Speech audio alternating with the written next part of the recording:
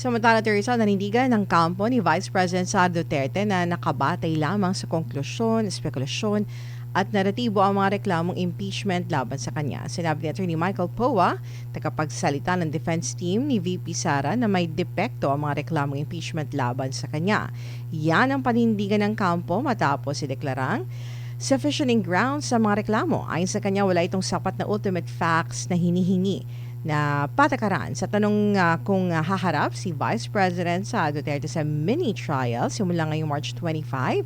Sinabi ni Poa na wala pa siyang naging pag-uusap sa pangalawang Pangulo ukol dito. Dagdag pa niya, hindi naman obligado na personal yung pagdalo ni VP Sara sa ilalim ng mga patakaran.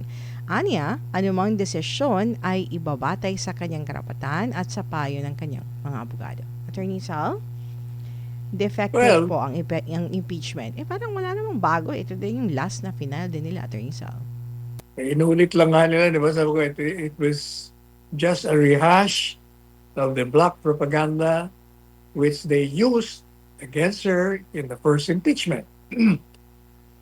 Wala namang bago eh. Di ba, paulit-ulit na natin tinalakay sa confidential funds, yung grave threats from the grave, yung confidential funds ng Office of the Vice President, yung di ba nung pag-iisip na pupugutan ng ulo. Lahat yan eh, diniscuss na natin.